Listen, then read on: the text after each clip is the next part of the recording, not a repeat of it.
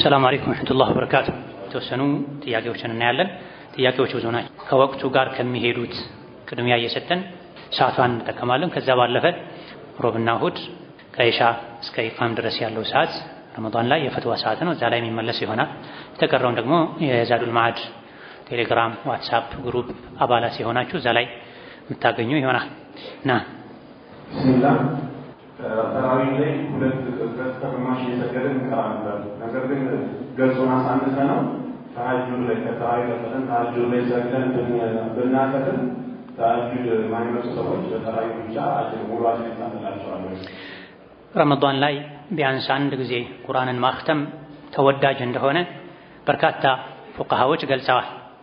ሁሌም በየወሩ ቢያንስ በየወሩ አንድ ቁርአን መختም አለበት። ረመዳን ላይ ሲሆን ይበልጥ ያስፈልጋል። በግል ከማክተም በተጨማሪ ደግሞ ሶላት ላይ ሆኖ አክትሞ የሚገኘው አጅርም ለየት ያለ ስለሚሆን የማድመጥን አጅርም ስለሚያስገኝ ቁርአን ለብቻው ሲቀራም አጅር አለው፣ ሶላት ውስጥ ተኮኖ ሲቀራ ደግሞ የበለጠ አጅር አለው ስለተባለ ሶላት ላይ አንዴ ለማክተም መሞከሩ መልካም ነው። ሙሉ ያከተመ ይሄን ያክል አጅር አለው ተብሎ በግል የተነገረለት ነገር የለም። ጥቅል የሆነ አጅር ነው ያለው።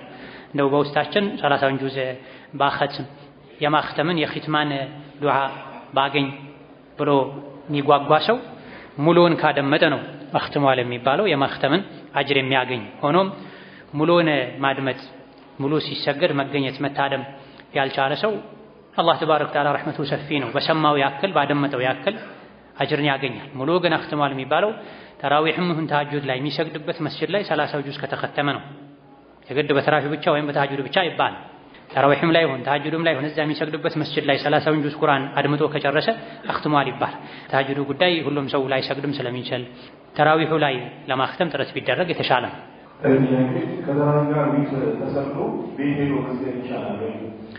የሌሊት ሶላት የጊዜ ገደብ የለውም።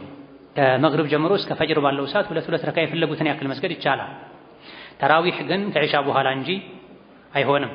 ከኢሻ ጀምሮ ተራዊህ ሰግዶ ዊትሩን የዘጋ ሰው ኋላ ላይ ተነስቶ ዊትር ሳይጨምር ሁለት ረካ መስገድ ይችላል። ዊትርን ነው ሁለቴ መስገድ ማይቻለው።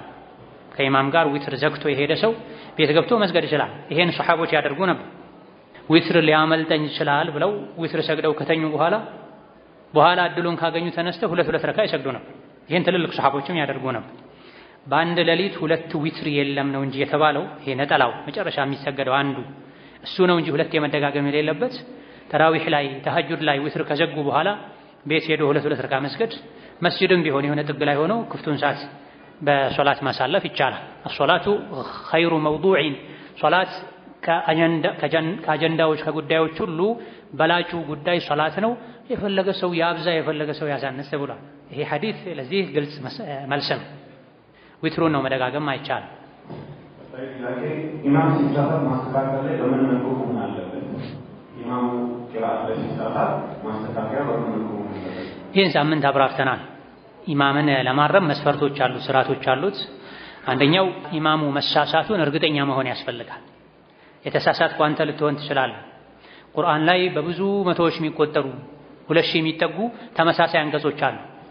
ተመሳሳይነቱ 100 ሊሆን ይችላል። ሱረቱ ተውባና ሱረቱ ሰፍ ላይ እንዳለው በግማሽ አንቀጽ ሊሆን ይችላል፣ በቃላት ሊሆን ይችላል፣ በመነሻና በማቆሚያ ሊሆን ይችላል። ብቻ በመቶዎች የሚቆጠሩ ተመሳሳይ አንቀጾች አሉና አንተ ተመሳስሎብህ እንዳልሆነ እርግጠኛ መሆን አለብህ። መሳሳቱ 100%። አንደኛ መስፈርት ይሄ ነው። ሁለተኛው አንተ የምትሰጠው እርማት ኢማሙ ጋር እንደሚደርስ እርግጠኛ መሆን አለብህ። ከኢማሙ ቅርብ መሆን አለብህ።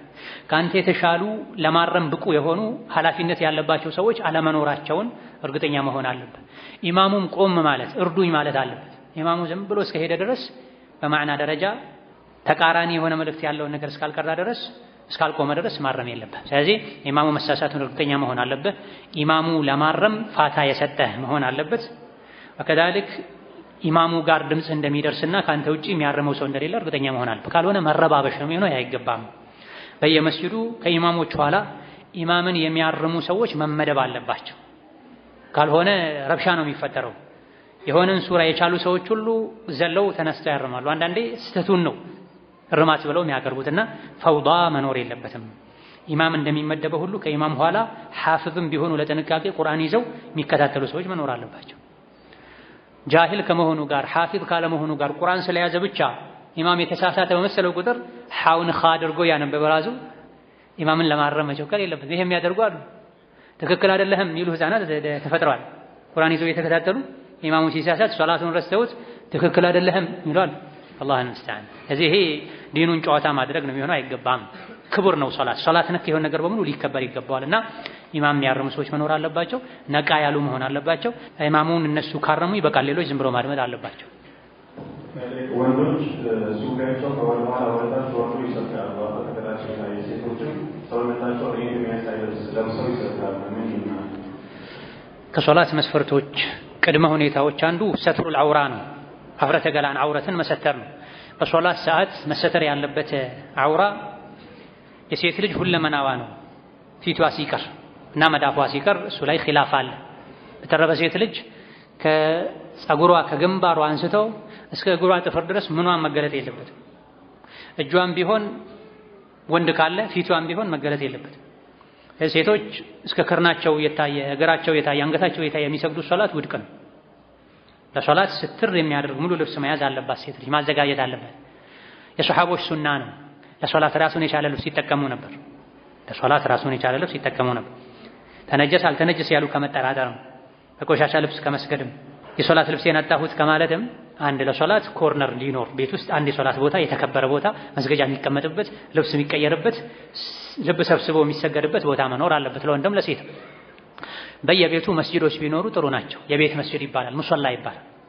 በየቤቱ አላህ ሰፋ አድርጎ ቤት የሰጠው ሰው አላህ አንድ መስጂድ ሊኖረው ይገባል። ሱና ሶላት የሚሰግዱበት፣ አዱሃ የሚሰግዱበት፣ ዑድር ኖሮ ወጥቶ መስገድ ያልተቻለ ጊዜ ላይ ሴቶችም ቢሆን ተሰብስበው የሚሰግዱበት በየቤቱ ሀብት አቅም ያላችሁ ሰዎች ቤታችሁ ላይ መስጂድ ይኖራችሁ። የቤት መስጂድ ይባላል። ሰፊ ቤትም የሌለው ሰው ካሉት ክፍሎች አንዱን ክፍል መስገጃ ይበለው። መስገድ የፈለገ ሰው ሁሉ ጀማማ ይወጅበት እዛ ሄዶ ይሰግዳል። ሐሳብ ለመሰብሰብ ሶላትን ለማክበር ጥሩ ነው።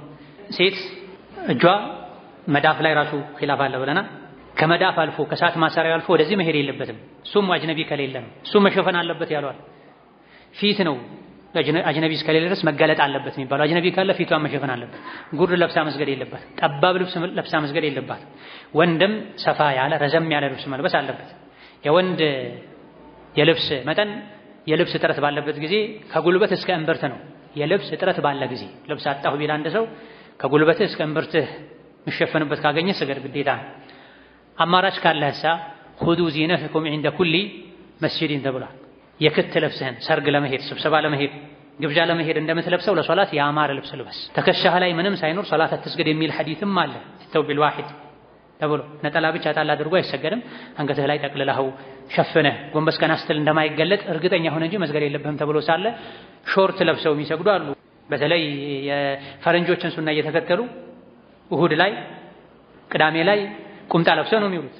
ሀያም የላቸው ጉልበታቸው እየታየ መስጂድ ገብተው የሚወጡ አሉ። በዛው የሚሰግዱ አሉ።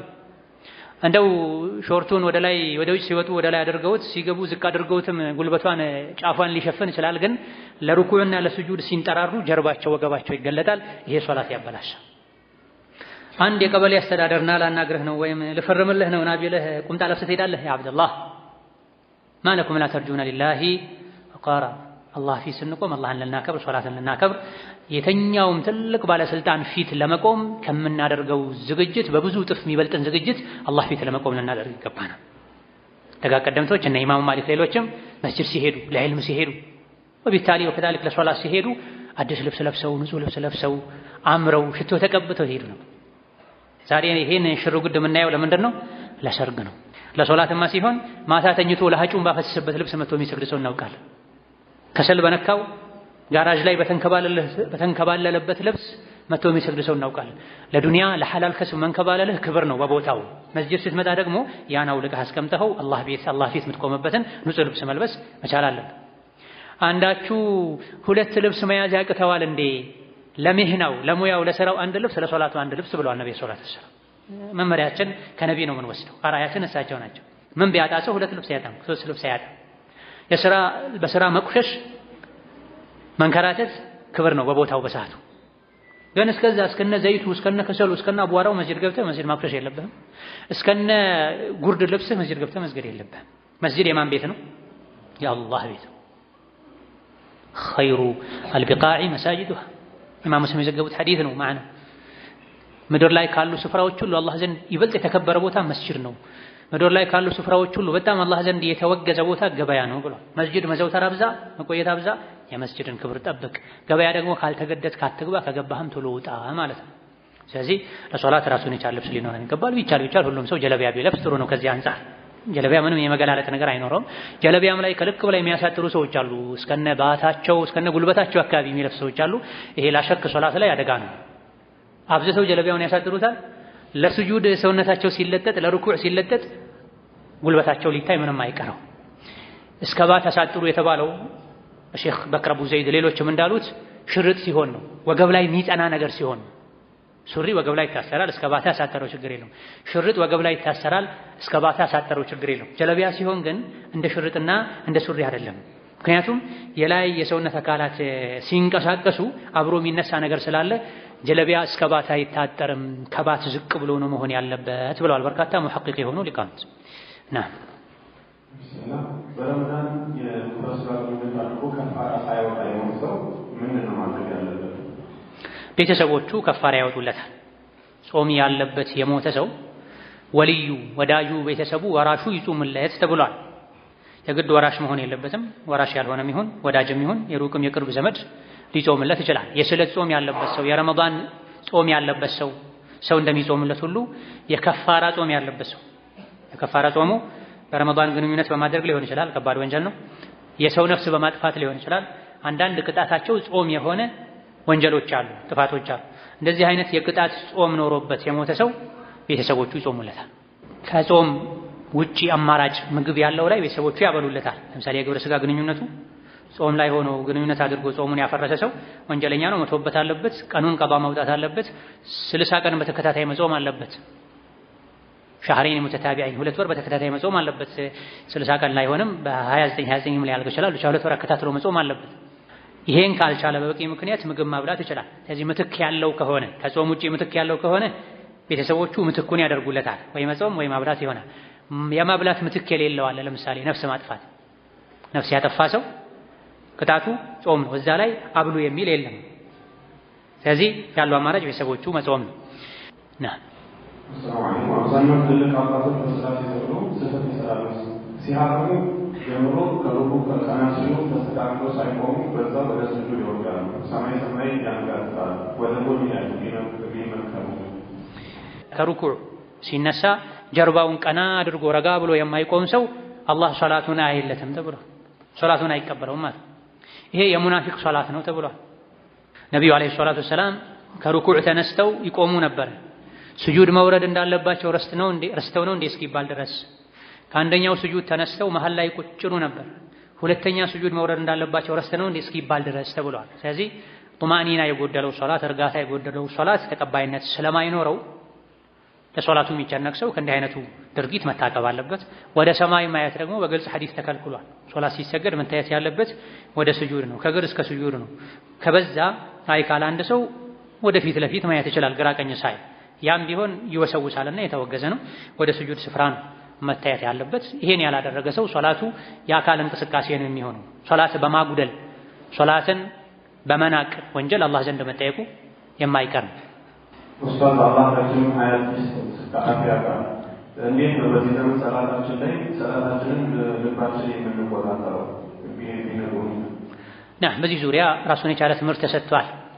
ሶላት ላይ ኹሹዕ እንዲኖረን የሚያግዙ ነገሮች የሚል ርዕሱን በትክክል አላስታውስም። ሶላት ላይ ኹሹዕ እንዲኖረን የሚያግዙ ነገሮች ተብሎ ትምህርት ተሰጥቷል። ከዚህ በፊት ሶሻል ሚዲያ ላይ ፈልጎ ማድመጥ ይቻላል። ሰፊ መብራሪያ ለማግኘት እንደ ዋና ሶላት ላይ ኹሹዕ ለማግኘት ሐሳብን ለመሰብሰብ ከመጀመሪያ ጀምሮ የሶላትን ህግጋት ማወቅ ነው። የሶላትን ደረጃ ቀድሩን ማወቅ ነው። ሰማይ ምድሩ ጋራው ሊሸከመው የከበደውን እምቢ ያለውን ይቅርብኝ ያለውን አማና ነው ተሸክሜ ያለሁት የሚል የመስኡልያ የኃላፊነቱን ደረጃ ማወቅ ነው።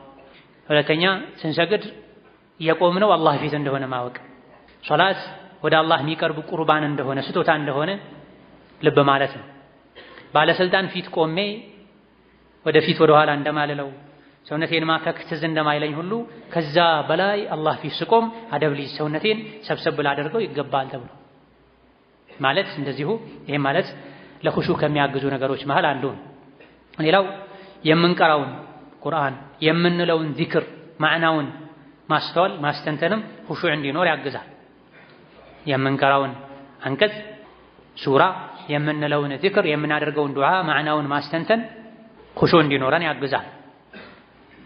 ወከዛሊክ በቀሪ ህይወት ጠቅላላ ከሶላት ውጪ ባለን ህይወት አይንን ሰበር ማድረግ፣ ምላስን መጠበቅ፣ ልብን መጠበቅ፣ ከሹብሃ መራቅ፣ ከወንጀል መራቅ ሶላት ውስጥ ለሚኖረን ሁኔታ ትልቅ አስተዋጽኦ ያደርጋል። ከሶላት ውጪ ምላሱ ልቅ የሆነ ሰው አይኑ ልቅ የሆነ ሰው ሶላት ላይ ከሶላት ውጪ ያያቸው ያደረጋቸው ነገሮች የመጡ ሐሳቡን ይሰርቁታል፣ ጥሩ ሰላት እንዳይኖረው ያደርጋል።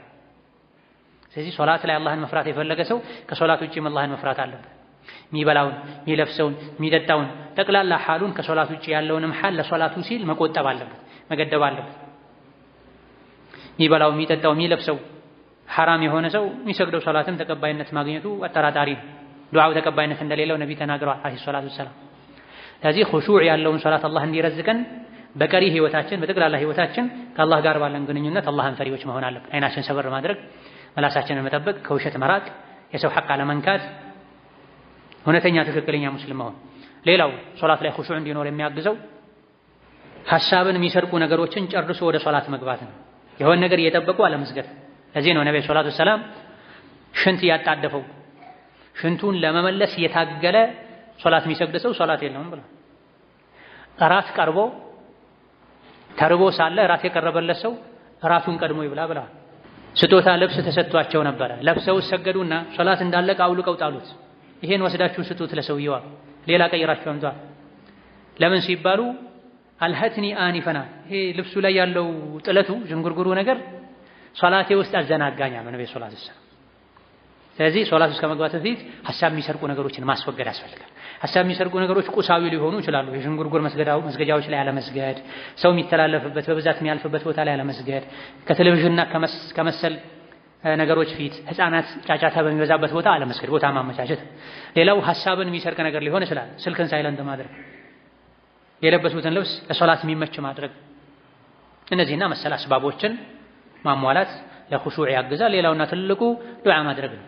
አላህ ሆይ አንተ የምትወደውን አይነት አንተ የምትቀበለውን አይነት ሶላት ለመስገድ አብቃኝ ብሎ አላህን መለመን ነው። አላህ ከለመኑት ይሰጣል። አላህ ተባረከ ወተዓላ ጣዕም ያለው ሶላት ኹሹዕ ያለው ሶላት ከወፈቃቸው ባሮቹ ያደርገን።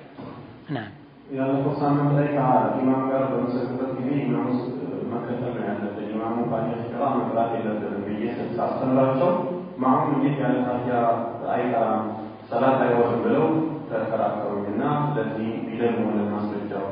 ሌላው ሀይል በሚሆንበት ጊዜ ቁርአን መቅራት እንችላለን፣ በተለይ በረመዳን ጁዝ ማለት ነው። ሌላው ሰላት ስንሰግድ ቤት ውስጥ ሰላት የማያውቅ ሰው ጋር እሱን ኢማም አድርጎ መከተል ይቻላል?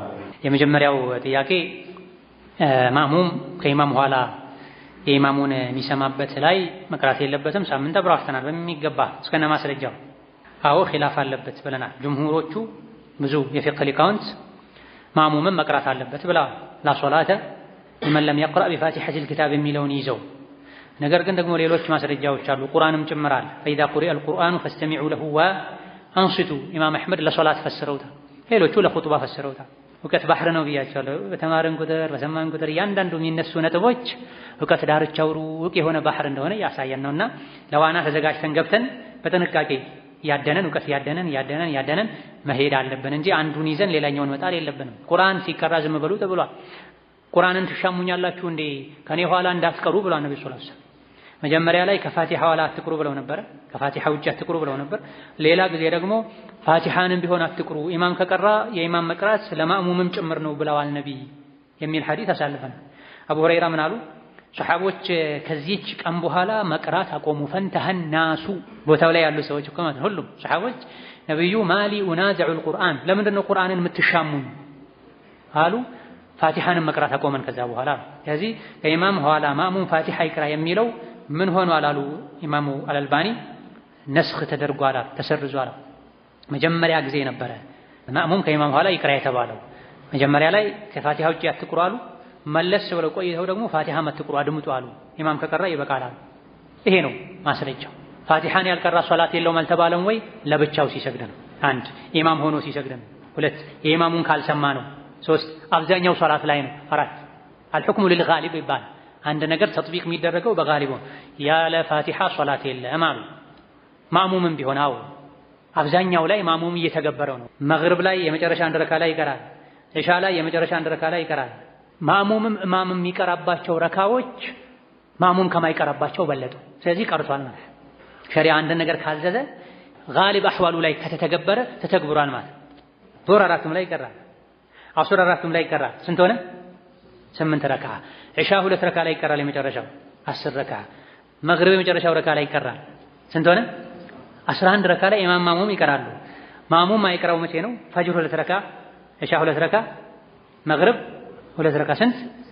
6 ለ11። ስለዚህ ማሙም ቀርቷል እኮ ማለት። ስለዚህ ጋሊቡ ላይ ከቀራ ሐዲሱን ተግብረኸዋል ማለት ነው። በዚህ መልኩ ያለውን ነገር ማስረዳት ነው። ኺላፍ አለበት። እኛ በዚህ ነው የምንሄደው ያለ ሰው መንገዱ ክፍት ነው። ኺላፍ ረሕመት ነው የሚባለው ይሄኔ ነው። ኢማም ሻፊዒ ይቀራሉ፣ ሌሎች ደግሞ አይቀረማሉ። በሁለቱም በሶስቱም በአራቱም ብትሄድ ያስኬዳል። በሁሉም ዑለሞች ስምምነት ከአራቱ መዝሀቦች በአንዱ ጌታውን የተገዛ ሰው ዒባዳው መቅቡል ነው። አልሐምዱሊላህ አላ ረሕመቲል ኢስላም ወኒዕመቲስ ሰዓት። ከአራቱ መዝሀቦች በአንዱ ሄዶ ጌታውን የተገዛ ሰው ዒባዳው ትክክል ነው። ረመዳንም በል ሐጅም በል ሶላትም በል ፍቺም በል የትኛውም የዲን ህግጋት 4 መዝሀቦች አሉት። መዝሀብ አቢ ሐኒፋ ረሒመሁላሁ ተዓላ ረግመን ዐን ኡኑፊል ሐዳድያ ወአህሊ ተክፊር አቡ ሐኒፋን ካፍር ናቸው የሚላሉ ራሳቸው እስልምናቸውን መገምገም ያለባቸው ናቸው። አቡ ሐኒፋ ኢማም ናቸው፣ የሙስሊሞች ኢማም ናቸው። ኢማም ሻፊዒ በሰገድኩ ቁጥር ሶላት በሰገድኩ ቁጥር ዱዓ አደርግላቸዋለሁ ብላ የፊቅህ በሩ ዝግ ነበር፣ አቡ ሐኒፋ መጥቶ ነው የከፈተው ብላ። ለካፍር ነው ይሄን ሁሉ የሚያደርጉት ኢማም ሻፊዒ። አሁን ላይ በተደጋጋሚ ቅድም እንደገለጽነው ሶሻል ሚዲያ ላይ የማይሰማ ጉድ የለም። አቡ ሐኒፋ ካፍር ነው የሚል ወጣት ታገኛለህ። ነሰላህ ሰላም አለይሂ ያልበሰሉ ራሳቸውን የማያውቁ ሱሪያቸውን የውስጥ ሱራ ልብሳቸውን አስተካክለው መልበስ ማይችሉ የዑለሞች አናት ላይ ፊት የሚሉ ጃሂሎች ናቸው። አቡ ሐኒፋን ስለማያውቋቸው አንዳንድ ነጥቦች ላይ የኢማም አቡ ሐኒፋ ተሳስተዋል፣ ሰው ናቸው፣ ይሳሳታሉ፣ ተመልሷል። ያ በሳቸው ዘመንና በሳቸው ሀገር ሐዲስ ላይ የሚዋሹ ሰዎች በስተው ነበር።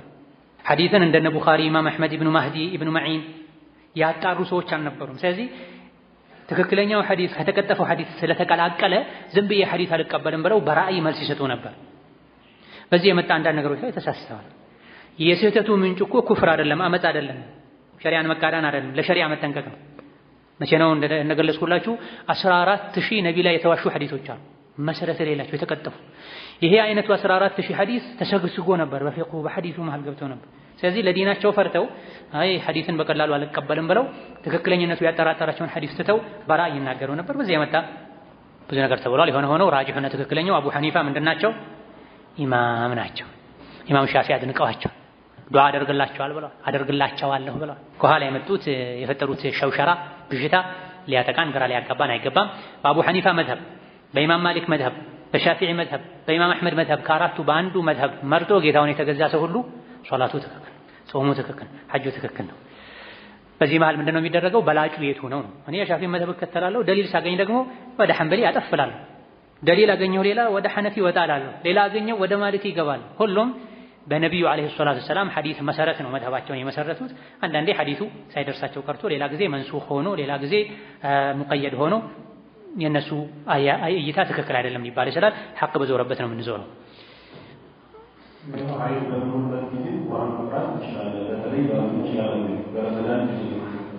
ሐይድ ላይ ያለች ሴት ቁርአን መቅራት ትችላለች አትችልም?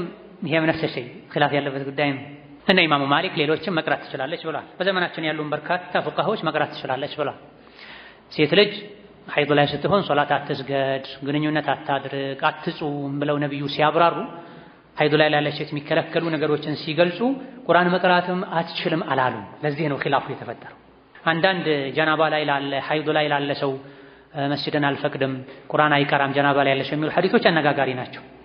ላ የመሱ አልሙስሐፈ ኢላ ጣሂር የሚል የዐምር ኢብኑ ሐዝም ሐዲስ ላይ ጣሃራ ያልሆነች ቁርአን አይንካ ተብሏል። በባዶ እጇ አትንካ ቁርአኑ፣ በጓንት ይዛ በስልክ ይዛ መቅራት ትችላለች። ራጂሑ ይሄ ነው። በተለይ እንደዚህ ቁርአን ደጋግሞ ማክተም አብዝቶ መቅራት የሚወደድባቸው ጊዜያት ላይ አስተማሪ ከሆነች ተማሪ ከሆነች የወር አበባ ደም በየወሩ የሚደጋገም ነው። አስተማሪ የቁርአን አስተማሪ የሆነች ቁርአን ካልያዘች የወሩን ግማሽ አካባቢ አታስቀራም፣ በየወሩ ይደጋገማል። ተማሪም እንደዚሁ መቅራት አትችልም ይሉ እንኳ ተማሪና አስተማሪ ከሆነች ትችላለች ብላ የሐፈዘችው ቁርአን ይረሳኛል ካለች ትችላለች ብለዋል።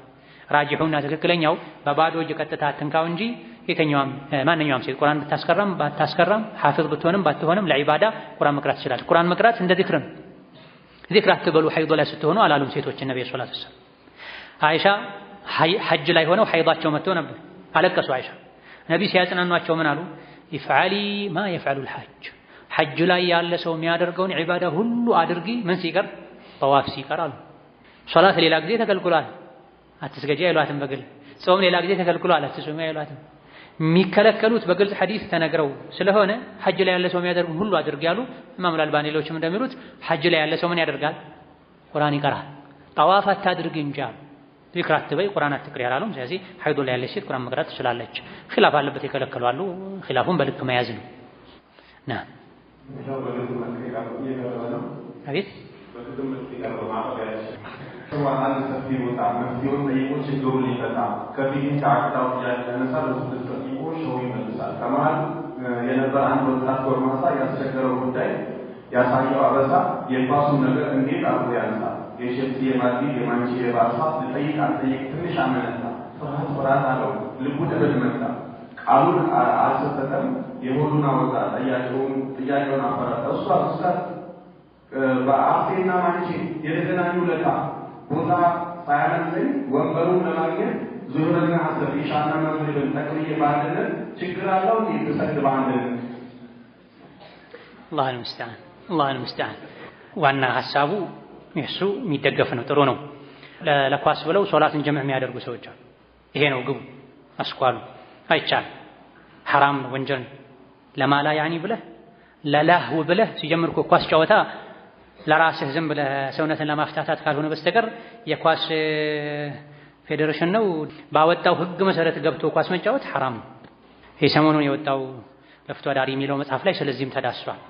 ዓለም አቀፍ ሀገር አቀፍም በለው ክለብ አቀፍ ቀበሌ አቀፍም በለው የኳስ ሕግን ተከትሎ መጫወት ይሄ ሐራም ነው። ለምን? ከአላህ ውጪ ሕግ አውጪ አለ፣ ፈራጅ አለ ብሎ ማመን። ምክንያቱም ራሱን የቻለ ፊፋ ነው ምንድነው የሚባል አለ አይደለ?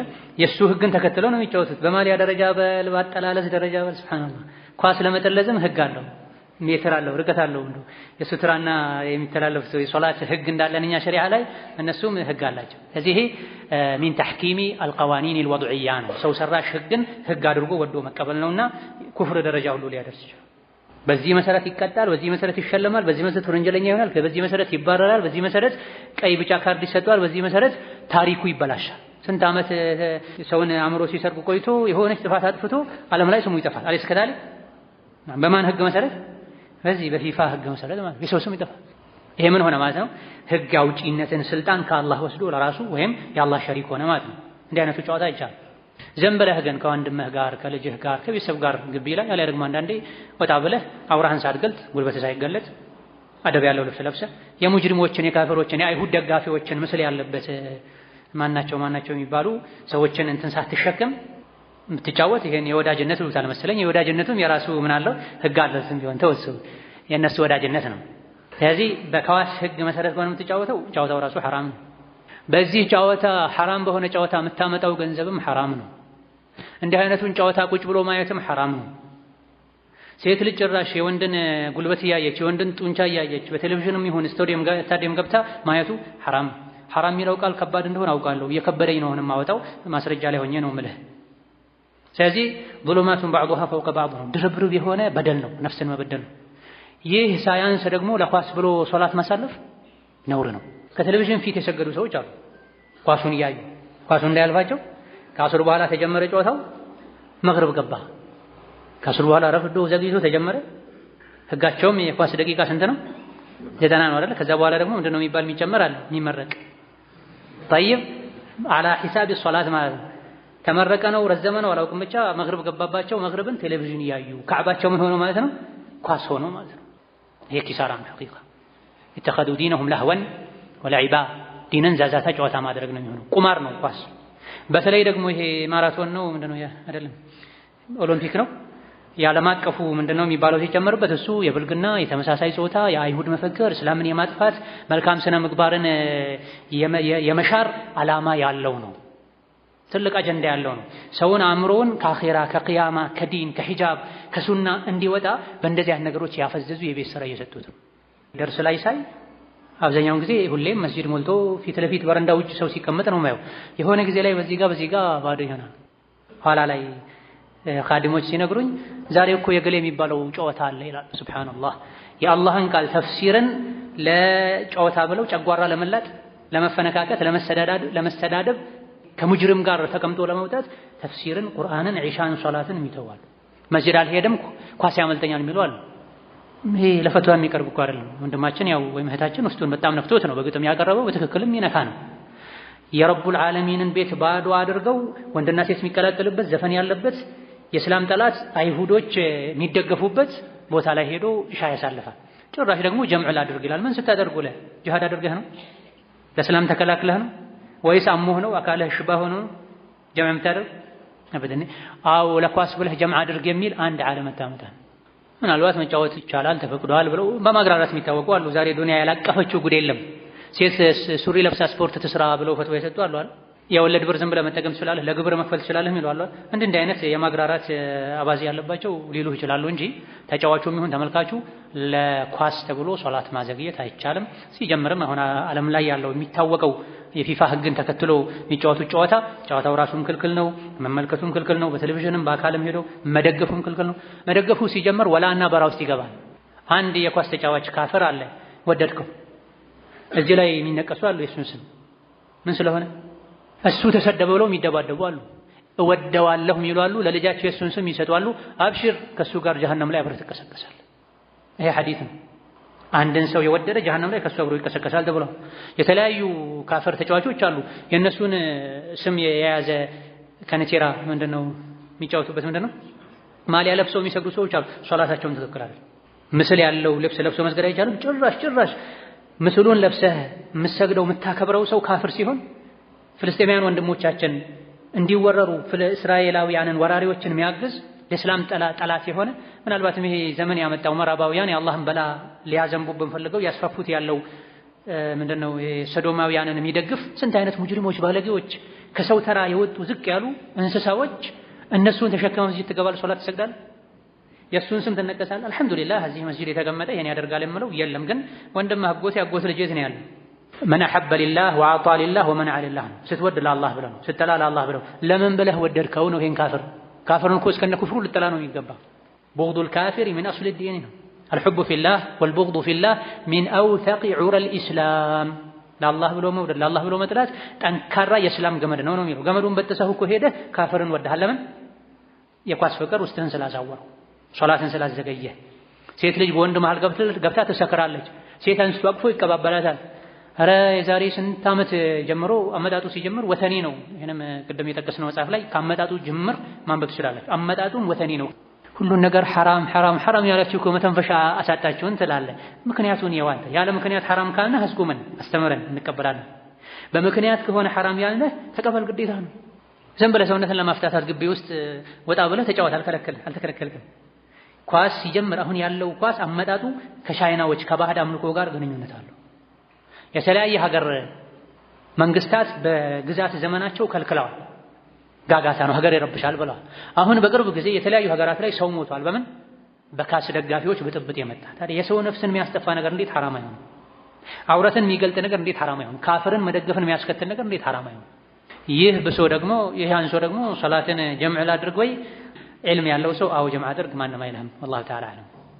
ለአቅመ አዳም ከመድረስ በፊት የሰራው ወንጀል አለ። ወንጀል መሆኑን እያወቁ ግን እንግዲህ ተብሎ ባልተነሰው ተውበት አድርጊያለሁ ከዛ ውስጥ ስርቆትም አለበት ምላል ና ህፃናት ለአካለ መጠን ሳይደርሱ በፊት በሰሩት ወንጀል አያዙ። ወንጀል መሆኑን ሲያውቁ ግን መተው አለባቸው፣ ማቆም አለባቸው፣ መመለስ አለባቸው። ህፃናት በልጅነት የሰሩት ወንጀል አያስይዛቸውም ተብሏልና ብለው ለአካለ መጠን ያልደረሱ ፊት ለፊታችን የምናያቸው ሁሉ ወጥተው ወንብደና ላይ መሰማራት አለባቸው ማለት አይደለም። ደጋጎች ሳሊሖች ከልጅነትም ጀምሮ አላህን አያምፁም፣ አይነጀሱም። ነገር ግን በጓደኛ ባስተዳደግ በቤተሰብ ክፍተት ምክንያት ወንጀል ላይ ቢወድቁ ሱሳቸው ሳይሆን አመላቸው ሳይሆን የልጅነት ነገር ነው ተብሎ አላህ ይመራቸዋል። ሩፊዐል ቀለሙ ዐን ሰላሳ ከሶስት ሰዎች ብዕሩ ተነስቷል ብለዋል ነብዩ ሰለላሁ ዐለይሂ ወሰለም። አይጽፍባቸውም ብዕሩ። ማናቸው ሶስቱ? ህፃናት ለአካለ መጠን እስኪደርሱ፣ የአእምሮ በሽተኛ ከበሽታው እስኪያገግም የተኛ እንቅልፉ እስኪነሳ። አንዱ በእንቅልፉ ተኝቶ ሚስቱን ፋጢማ በሶስት ፈትቼሻለሁ ቢላት እንቅልፉ ላይ ሆኖ የለም በቃ የኔ ጊዜ ልውጣ አትልም፣ አይገባም። አሊያ ደግሞ በህልሙ ትልቁ ልጄ መሐመድ ሙሉ ንብረቴን ሰጥቼሃለሁ ቢለው በተኛበት የለም። ሰው ልጅ ተኝቶ የሚናገረው የሚያደርገው ነገር ሁሉ አይጠየቅም። የአእምሮ በሽተኛም እንደዚሁ ሀብት የነበረው ሰው አቅሉን ቢስት ሙሉ ንብረቴን ሰጥቼሃለሁ ቢል ቶሎ ብሎ ሄዶ በአስፈርሞት መውሰድ አይችልም። ህፃንም እንደዚሁ ከቤት ትልቅ ዕቃ አውጥቶ ገበያ ላይ ወስዶ ቢሸጥልህ አይቻልም። የህፃን ውሉ ስምምነት አይሆን፣ በትንንሽ ነገሮች ብቻ ነው የህፃናት ውል የሚሰምረው። ይሄም የለፍቶ አዳሪ መጽሐፍ ላይ ተዳስሷል። ህፃናት ማድረግ የሚችሉት የሚጠየቁበትና ማይጠየቁበት አለ።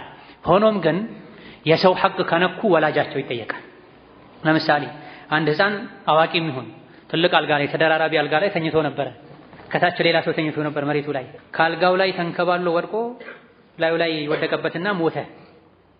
ሰው የመግደል ወንጀል አይመለከተውም፣ አይጠየቅም። ካሳ ግን መክፈል አለበት፣ ከአላህ ሐቅ አልፎ የሰው ሐቅ ስለነካ። ሁለት ህፃናት እየተጫወቱ አንዱ ህፃን የሌላኛውን አይን አጠፋው። አይኑን ማሳከም የአይኑን ካሳ መክፈል ወላጆች ላይ ግዴታ ይሆናል። አይን የማጥፋት ወንጀለኛ ግን አይባልም አላህ ዘንድ። ስለዚህ የሰራው ወንጀል የሰው ሐቅ ካለበት ስርቆትም አለበት ስላለ ነው። የሰው ሐቅ ካለበት ለይቶ አውጥቶ እየሰረቃቸው ሰዎችን ወስዶ ይቅርታ ሰርቅ ያለው ሳላውቅ ብሎ መስጠት አለበት። የተወሰኑ ሊቃውንት መስረቁን ወንጀል መስራቱን መዝረፉን ከነገረ አካሌን ይጎዱኛል ካለ ዝም ብሎ ይሄ የእናንተ ነበር ብሎ ይስታል። ደግሞ እነሱ ቤት አስገብቶ ያስቀምጠው። አይ አይደለም ስንት ጊዜ አገልግሎት እንዳያገኙበትም አድርጓል፣ ጥሬ ገንዘብ አይደለም፣ ስለዚህ ይቅርታ አድርጉልኝ እስካሁን ከንብረታችሁ እንዳትጠቀሙ ስላደረግኩ ማለት አለበት ብሏል። ይሄ ወንጀልን ለማክበድ አጥሩን ለማርዘም ጥሩ ነው። ምክንያቱም የፈለጉትን አድርገው ሰዎች ብር ዘርፈው ይወስዳሉ። 10 ዓመት ይሰሩበትና አምጥተው በድብቅ ቤታቸው አልጋቸው ስር አስቀምጠው ይሄዳሉ። አይደለም ባለ ሐቁን ቀጥታ ራሱን ይቅርታ መጠየቅ አለበት ካገኘውና በህይወት ካለ። ደብቆ ዝም ብሎ አስተካክሎ መሄዱ አይበቃም። ይሄ የወንጀሉን በር ለመዝጋት አጥሩን ከበድ ለማድረግ ነው እንጂ የፈለገውን ወንጀል ብትሰራም ባለቤቱ ባያውቅም ዝም ብለህ ገንዘቡን ከሰጠው በቂ ነው የሚለው ሰዎች የሰውን ሐቅ እንዲዳፈሩ ያደርጋል። ሐሜትም ላይ እንደዚሁ ነው። አምቼሃለሁ፣ ስምህን አጥፍቻለሁ፣ ይቅርታ አድርግልኝ መባል አለበት። ከነገርኩት ይገድለኛል ብሎ በእርግጠኝነት ከፈራ እሺ ችግር የለው። ግን ትንሽ ወቅሶ ይተወኛል ከሆነ ስጋቱ ወይም ለምንለኛል ከሆነ አይ ይቅርታ ሰው ነኝ ተሳስቻለሁ፣ አምቼሻለሁ መባል አለበት። ካልሆነ መስፈርቱ አልተሟላም ማለት ነው። ስለዚህ ህፃናት እንኳን በወንጀል ባይጠየቁ ተውበት ያድርጉ፣ በቀጣይ ህይወታቸው አላህን ይፍሩ። በህፃንነት ዘመናቸው ለብሉግ ሳይደርሱ በፊት የሰሩት ወንጀል ውስጥ የሰው ሐቅ ካለበት ያን ሐቅ አውጥተው መስጠት አለባቸው። ወላሁ ተዓላ አለም። ሰዓታችን አልቋል። ያስካትን ብቻ ጠይቅና እሱም ወቅታዊ ከሆነ እንሰናበታለን። ምስል ያጋጠመው ሰው ለማስቆም ወደ ውስጥ ሳት ሲያደርግ ውስጥ ቢያልፍበት ጾሙ ይፈታል። ተያያዥ ነው ሌላው ከስባት ከተጠቀሙ በኋላ ምራቁን መዋል ይቻላል። ከስባት ከተጠቀሙ በኋላ ማንኛውም በአፍና በአፍንጫ በኩል ወደ ሆድ ውስጥ የሚገባ ነገር ጾም ያበላሻል።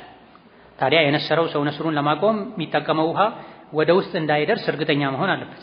እንዳይደርስ ጥንቃቄ ማድረግ አለበት። እንደማይደርስም እርግጠኛ መሆን አለበት። በደንብ በሳቡ በአፍንጫው በኩል በላንቃው በኩል ወደ ውስጥ እንደሚገባ ከማወቁ ጋር ነስሬን ለማቆም ብሎ ደጋግሞ ውሃ ስቦ ላንቃው ላይ ጎሮሮ ላይ የውሃው ስሜት የተሰማው ሰው ጾሙ ተበላሽቷል። ነስሩም ይሁን ውሃው ነስሩን ለማቆም ደሙን ለማቆም ወደ ኋላ ሲል ደሙ ከገባ ጾሙ ይፈርሳል። በሌላ መንገድ ነው ማቆም ያለበት። ለጾሙ ሲል መጠንቀቅ አለበት። በሌላ መንገድ ማስቆም አለበት እንጂ የደሙ ስሜት ጉሮሮው ላይ ውስጥ ገብቶ ከተሰማው ጾም ይበላሻል። ውሃም እንደዚሁ እስትንሻቅ ያደረገ አፍንጫውን ደሙን ለማጽዳት ወይም በውዱ ሰዓትም አፍንጫው ላይ ወደ ላይ የሳበው ውሃ ሊገባ እንደሚችል ያወቀ ጥንቃቄ ጎድሎት ወደ ውስጥ ከገባ ጾሙ ይበላሻል። ሁለተኛውም ነበር መፋቂያም እንደዚሁ የጥርስ ብሩሽም መፋቂያም ጾም ላይ ሆኖ መጠቀም ይቻላል። ነገር ግን ቅሪቱ ባዕድ ነገሩ የጥርስ ብሩሽ ከሆነ ሳሙናው፣ መፋቂያ ከሆነ ደግሞ ስባሪ እንጨቱ፣ እንደዚሁ ደግሞ መፋቂያው አዲስ ከሆነ አብሮት ያለው ውሃ ወደ ውስጥ እንደማይገባ እርግጠኛ መሆን አለበት። ጨርሶ መተፋት አለበት። አንዴ ጨርሰው ከተፉ በኋላ ቀኑን ሙሉ ወይም ለረጅም ጊዜ ደጋግማችሁ ትፉ አይባልም። ይሄ ማጥበቅ ነው። ቀኑን ሙሉ አንዴ አፋቸውን ውሃ ወይም ምግብ ወይም መፋቂያ ከነካቸው ሲተፉ የሚውሉ ሰዎች አሉ። የጥርስ ብሩሽ ከተጠቀሙም ሲተፉ የሚውሉ ሰዎች አሉ። አይደለም፣ በደንብ አንዴ ውሃ ተጠቅሞ ጣዕሙ እስኪጠፋ ድረስ ተጎትምተው ከተፉት በኋላ ከዛ በኋላ የሚገባው አያጠፋም። መፋቂያም ይሁን የጥርስ ብሩሽ ሳሙና እየተጠቀሙ ራሱ ንጥረ ነገሩ ባዕዱ ነገር ከገባ ጾም ይበላሻል። ስለዚህ ፍሬሽ እርጥብ ትኩስ አዲስ መፋቂያ የሚጠቀሙ ሰዎች መጠንቀቅ አለባቸው። መፋቂያው በደንብ ጣዕሙ እስኪጠፋ ድረስ መጠበቅ አለባቸው። هذا والله تعالى أعلم። እስካሁን የሰማነው የተማርነውን አላህ በረካ ያደርግልን። ዱንያ ኸይራችን አላህ ያሳምርልን። እዚህ ቦታ ላይ እንደሰበሰበን አላህ ጀነት ላይ ይሰብስበን። በረሕመቱ ይሆንበት፣ በእዝነቱ ይሆንበት። የረመዳን የጾመኛ ዱዓ መቅቡል ነው ተብለዋል። ኸይር ቦታ ላይ የተሰበሰቡ ሰዎች የጠየቁትን ያገኛሉ። ወንጀላችሁ ተምሮ ተነሱ ይባላሉ ተብሏል። ወንጀላቸው ተራግፈው ከሚነሱ ባሮቹ አላህ ያደርገን። አላህ ወንጀላችን ያራግፍልን፣ ያለፈውን ይማረን፣ ለመጪው አላህ ይጠብቀን። ከጀነት ባለቤቶች አላህ ያደርገን፣ ከጀሃነም አላህ ይጠብቀን። እኛንም ወላጆቻችንም መሻይኾቻችንም ወዳጆቻችንም ቤተሰቦቻችንም አላህ ይማራቸው። እኛንም አላህ ይምራን፣ ኻትማችን ያሳምርልን። ተደጋጋሚ ጾምን አግኝተው ከአማን ጋር ከኢማን ጋር ከሰላም ጋር ከሚጾሙ ባሮቹ ያደርገን። ጠቃሚ እውቀት ከመልካም ሥራ ጋር ያደለን። ረበና አቲና ፊ ዱንያ ሐሰነ ወፊል አኺረቲ ሐሰነ ወቂና ዐዛበን ናር። ረበና አቲና ፊ ዱንያ ሐሰነ ወፊል አኺረቲ ሐሰነ ወቂና ዐዛበን ናር። ረበና አቲና ፊ ዱንያ ሐሰነ ወፊል አኺረቲ ሐሰነ ወቂና ዐዛበን ናር። آمين والحمد لله رب العالمين وصلى الله وسلم على نبينا محمد والسلام عليكم ورحمة الله وبركاته.